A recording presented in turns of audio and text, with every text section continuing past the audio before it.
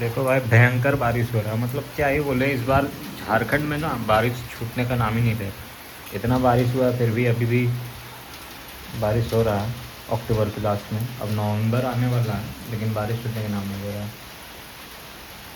और बारिश जब भी होता है ना, यहाँ रोड का हालत इतना ख़राब हो जाता है, पूरा एकदम गाड़ी चलाने में एकदम दिक्कत होती है। पूरा बारिश हो रहा, मौसम एकदम ख़राब है।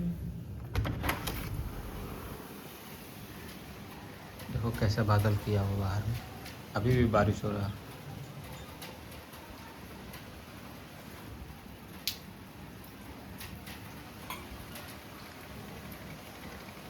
ये ठंडा बढ़ाने का एक संकेत है।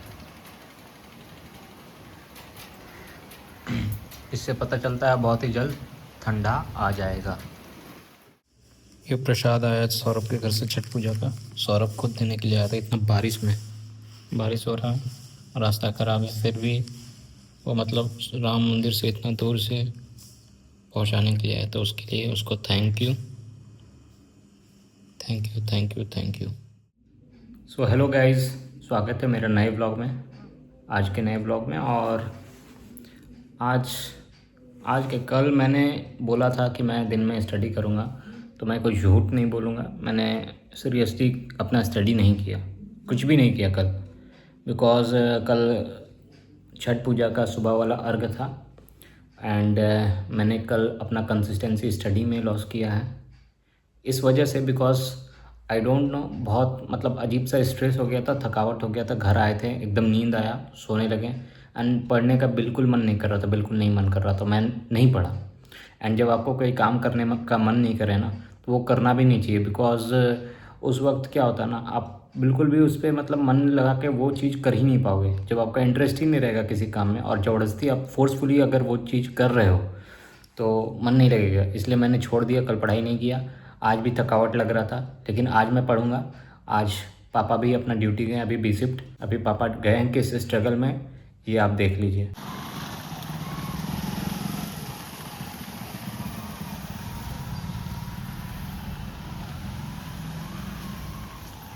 तो आपने देख लिया पापा किस स्ट्रगल में ड्यूटी गए हैं। तो यहाँ बारिश बहुत हो रहा है कल से। अब लग रहा है कि ठंड भी आएगी, बिकॉज अभी तक ठंड आई नहीं है। एंड इस बार झारखंड में इतना बारिश हुआ ना, इतना बारिश हुआ कि क्या ही बोले, मतलब परेशान हो गया बारिश देख देख के। और जब भी बारिश होता है ये रोड ख़राब हो जाता है एंड पापा को इसी स्ट्रगल में मतलब ड्यूटी जाना पड़ता है। एंड जब भी पापा का क्योंकि पापा जब भी छुट्टी अप्लाई करके घर पे बैठते हैं ना, रेस्ट करते हैं, तब बारिश नहीं होगी। लेकिन पापा का जब भी ड्यूटी होता है तभी बारिश होती है। एंड पापा इस स्ट्रगल में ड्यूटी जाते हैं एंड यहाँ से लेके मतलब 1 किलोमीटर तक बहुत ही रास्ता ख़राब है। अभी हम रेंट पे रह रहे हैं, जैसे आपको पता ही है, लेकिन क्या करेंगे, मजबूरी में पापा को ये करना पड़ता है, ड्यूटी जाना पड़ता है। इस एज में भी पापा का ऐसे मतलब 43 ईयर्स ड्यूटी किए हैं एंड अब बिल्कुल भी मतलब हिम्मत काम नहीं करता, लेकिन वो फिर भी कर रहे हैं, हिम्मत नहीं आ रहे हैं, हंस बोल के अपना काम कर रहे हैं। तो ये लोग जो पेरेंट्स होते हैं ना, ये एक तरह से हम लोगों के इंस्पिरेशन होते हैं। जब ये इतने एज में काम कर रहे हैं और हम अभी हिम्मत हार जा रहे हैं कि हमसे नहीं होगा। क्यों नहीं होगा भाई? ये इंस्पिरेशन है ना, यही नहीं है हमारे पेरेंट्स ने। आपको इन्वायरमेंट में बहुत ऐसे एग्जांपल दिख जाएंगे कि मतलब लोग कर रहे हैं। जब लोग कर सकते हैं तो हम हिम्मत क्यों हार रहे हैं? हम तो अभी यंग हैं, हमें अभी और कुछ करना और दिखाना है, तो हिम्मत नहीं हारना है। जोश जुनून हमेशा बने रहना चाहिए इन लोगों को देख के। तो पेरेंट्स लोग हिम्मत देते हैं और हिम्मत लेना चाहिए और उनको भी हिम्मत देना चाहिए। तो देखो अभी तो पापा चले गए ड्यूटी एंड आएंगे अब रात को 10:30 बजे, 10:20 या 10:30 तक। बिकॉज ऐसे तो 10 बजे वहाँ से निकल जाते हैं प्लांट से, आने में डिस्टेंस है तो टाइम लगता है। प्लांट बहुत बड़ा है, जैसा कि आपको पता होगा, जो भी लोग बोकारो स्टील प्लांट को जानते हैं, एशिया का लार्जेस्ट स्टील प्लांट बोकारो में ही है। एंड जिसने सबसे ज़्यादा ऑक्सीजन भी सप्लाई किया था कोविड के टाइम पे। तो बोकारो स्टील प्लांट बहुत ही बड़ा प्लांट है, सेल, जिसको steel authority of India limited बोलते हैं। जिनको भी पता है कमेंट करना। बोकारो और झारखंड के लोग को तो पता ही है एंड बिहार के भी कुछ लोगों को पता ही है। बाकी जितने भी लोग नहीं जानते हैं उनको बता दे रहे हैं, बोकारो एशिया का लार्जेस्ट स्टील प्लांट है। तो उसमें ही मेरे पापा एम्प्लॉय हैं, S11 ग्रेड है उनका। पापा 43 ईयर्स जॉब कर लिए, अपना ड्यूटी कर लिए और कर रहे हैं। नवंबर में उनका रिटायरमेंट भी हो जाएगा और कल तो मैंने पढ़ाई नहीं किया, आज भी सुबह से पढ़ाई नहीं हुई। तो अब मैं स्टडी के लिए बैठूँगा और पढ़ूँगा। यार आज ना मैं आपको एक बात बताता हूँ। होता क्या है ना, मैं हर साल जब प्रिपरेशन कर रहा था ना, जितने भी साल प्रिपरेशन किया हूँ, जितना अटैम्प्ट दिया हूँ, सारे अटैम्प्ट में मतलब जहाँ भी था, अभी तो न्यू आया हूँ यहाँ पे इस वाले घर पे। एंड पहले जितने भी घर पे था, मतलब पहले तो क्वार्टर पे था जो पापा के नेम पे था। अब पापा ने क्वार्टर को जमा कर दिया है रिटायरमेंट से पहले। एंड हाउस अलाउंस उनको मिल ही रहा है। एंड वहाँ पे भी मैं क्या करता था ना, जब प्रिपरेशन स्टार्ट किया था क्वार्टर पे, तो वहाँ भी मतलब किताबें मेरी भरी पड़ी थी। जितने भी मतलब यूपीएससी के प्रिपरेशन के बुक्स थे सामने में थे। एंड मैं सारे मतलब अपने नज़र के सामने में रखता था, जब भी ज़रूरत पड़ता था निकाल के पढ़ लेता था। ऐसे ही होता ही है कि जब भी आपको कोई भी बुक का ज़रूरत हो तो आपके सामने में रखा हुआ, आपने निकाला, आप पढ़ा, फिर वहाँ पे रख दिया। एंड फिर मैं दूसरे जगह जब शिफ्ट किया तो वहाँ भी ऐसे ही मैंने एक रेक खरीदा था ऑनलाइन ऑर्डर करके। एंड फिर वहाँ भी मैंने बुक को अच्छे से रख लिया था। तो यही मैं करते आ रहा था। बट इस अटैम्प्ट में, ये जो 2026 का मैं अटैम्प्ट दूंगा, कि मैं जो बुक जो सामने में बहुत सारा रख रहा हूँ, तो ये शायद मेरे लिए बर्डन, मतलब एक तरह से लग रहा है कि ये क्या कर रहा हूँ। एंड उसमें क्या होता है ना, धूल मिट्टी, ये धूल वगैरह जो डस्ट जमा होता है, उसको आप डेली क्लीन भी नहीं कर पाते हो। तो मतलब उसका अनादर एक तरह से होता है कि मैं उसका, जो चीज़ मेरे लाइफ में है, जो चीज़ मैं उसको मतलब पढ़ रहा हूँ, स्टडी कर रहा हूँ, उसका एक तरह से अनादर कर रहा हूँ। पढ़ तो नहीं रहा हूँ, रखा हुआ है वो चीज़, एंड उसका अनादर भी हो रहा है, रेस्पेक्ट नहीं कर रहा हूँ। तो उसको वो मेरे लाइफ में लगेगी कहाँ से? जिस चीज़ का मैं इज़्ज़त नहीं कर रहा हूँ, तो क्या वो मुझे मतलब बेनिफिशियल होगा? वो तो हार्म ही करेगा ना। तो इसलिए मैंने क्या किया ना, इस बार शिफ्टिंग में जितने भी आए हैं पैकिंग होके, तो फिर यहाँ भी मैंने सब कुछ रखा था, लेकिन रैक से फिर हटा के फिर मैंने बॉक्स पे रख दिया, सारा कार्टून में पैक कर दिया है। इस वाले कार्टन में मेरी सारी किताबें हैं, मैंने सब पैक रखा है। जितना नीड है उतना निकाल के पढ़ो। सिर्फ इसमें ही नहीं है, और एक कार्टन है पूरा भरा हुआ है, छोटा कार्टन नहीं है, बड़ा है, इसमें बहुत सारी किताबें हैं। और अब इतनी सारी किताबें मुझे, मतलब मान लो मैं अपने सामने रखता हूँ, तो मुझे देख के क्या लगेगा यार, बताओ? इतना मुझे पढ़ना पड़ेगा, कैसे पढ़ूँगा, क्या करूँगा, कैसे कंप्लीट होगा? तो भाई इतना कोई भी किताबें जो है ना पढ़ के आईएएस नहीं बन पाएगा। सीधी सी बात है, लिमिट में ही रहो, अच्छा रहता है। ज़्यादा अनलिमिटेड रहना अच्छी बात नहीं है किसी भी चीज़ में। तैयारी करो या कोई भी चीज़ करो अपनी लाइफ में, एकदम लिमिट रहो, लिमिट।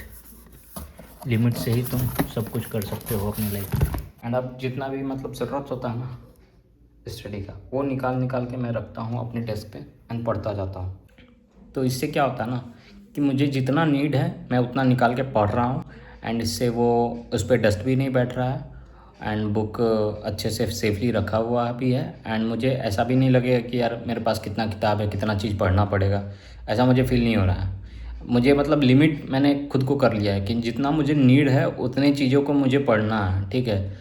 मैं 10 चीज़ें, 10 किताबें को सामने में रख के, ये पॉलिटी के मतलब मैंने इतने नोट्स बना लिए हैं, इतना बुक है मेरे पास, तो मुझे मतलब अजीब सा भारीपन लगता है कि मैं कितना चीज़ मुझे पढ़ना है, सिलेबस अभी कंप्लीट ही नहीं हुआ है, इतना चीज़ों को मुझे पढ़ना है। फिर मैं, क्योंकि दिमाग तो एक उसका भी लिमिट है ना, कि सारा स्टोर करके मैं अपना ब्रेन में, कंप्यूटर तो नहीं है ना सेव कर लूँगा, कंप्यूटर में भी एक टाइम पे होता है फॉर्मेट हो जाता है वो चीज़ ज़्यादा भरने के बाद। तो यही चीज़ें, दिमाग का भी एक लिमिट होता है, तो हर एक चीज़ को रिवाइज़ करते रहना पड़ता है कि आप जितना पढ़ रहे हो तो उसको रिवाइज़ भी करते रहो, रिवाइज़ भी करते रहो।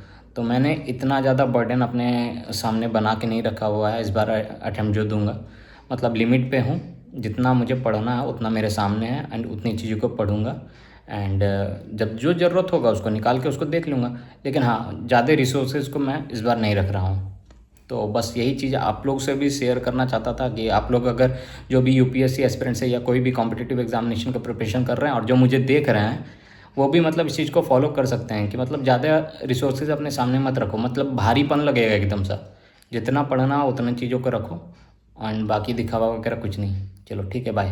भाई कोई फॉल्स बाजी नहीं, कोई चीटिंग नहीं, मैंने अपने टारगेट सेट कर लिए, तुम लोग भी अपने टारगेट सेट करो। अब मैं सिर्फ दिन में ही नहीं, मॉर्निंग में ही नहीं, मैं अब रात को भी स्टडी करूँगा, जितना देर तक मुझसे होगा, जितना मुझ में कैपेबिलिटी है, मैं पूरा अपना जान लगाऊँगा। एंड दिखाता रहूँगा मैं कब तक कितने टाइम तक पढ़ रहा हूँ, अपना टाइम भी दिखाऊँगा ताकि आपको प्रूफ कि मैं झूठ नहीं बोल रहा हूँ, मैं अपनी स्टडी कर रहा हूँ। हाँ, स्टडी का पूरा प्रोसेस दिखाना पॉसिबल नहीं है, बट हाँ डेफिनेटली मैं अपनी टाइमिंग दिखाऊँगा कि मैं जगह हूँ एंड मैं अपनी पढ़ाई कर रहा हूँ। मुझे नींद आएगा, मैं नींद भी लूँगा, और नहीं आएगा तो मैं अपनी पढ़ाई कंटिन्यू करूँगा और पूरा हार्ड वर्क करूँगा, मेहनत करूँगा। चाहूँगा जितना ज़्यादा मैं अपना टाइम इस पे इन्वेस्ट कर सकूँ, जितना इससे आउटपुट ले सकूँ, वो मेरे लिए बेनिफिशियल होगा। तो आप लोग भी करो, टाइम बहुत ही ज़्यादा कम है, टाइम समय जाने में बहुत मतलब समय नहीं लगता, बहुत ही जल्दी समय पार हो जाता है। आप लोग देख ही रहे हो, सारे पूजा जो थे, फेस्टिवल्स जितने भी थे, तुरंत तुरंत निकल गए। चाहे वो दशहरा हो, दिवाली हो, छठ पूजा हो, मीन्स 2025 ऑलमोस्ट एंडिंग पे है एंड 2026 आने वाला है। तो 2026 जैसे ही एंट्री होगा, हमें अप्लाई करना है, अपना नोटिफिकेशन आएगा तो यूपीएससी का फॉर्म अप्लाई कर देना है एंड यूपीएससी अप्लाई फॉर्म करने के बाद ही हमारा मतलब जो उल्टा घड़ी है ना, शुरुआत हो जाता है प्रीलिम्स का। वहाँ पे एक सायरन जो है बज जाता है। तो आपने जैसे ही फॉर्म अप्लाई किया तो आपके पास समय ही बहुत कम रहेगा कि आप प्रीलिम्स की प्रिपरेशन करो। तो आपको पूरा उस वक्त से आपको मॉक पे ध्यान देना है, मॉक लगाना है, मल्टीपल इंस्टीट्यूट के आपको मॉक्स देने हैं ताकि आप कॉन्फिडेंस लेवल इंक्रीज़ कर सको और एग्ज़ामिनेशन पे कोई भी फेस करो। तो प्रिपरेशन अभी इतना हार्ड कर दो ना ताकि आपको जनवरी टू फरवरी तक कोई भी टेंशन ना हो।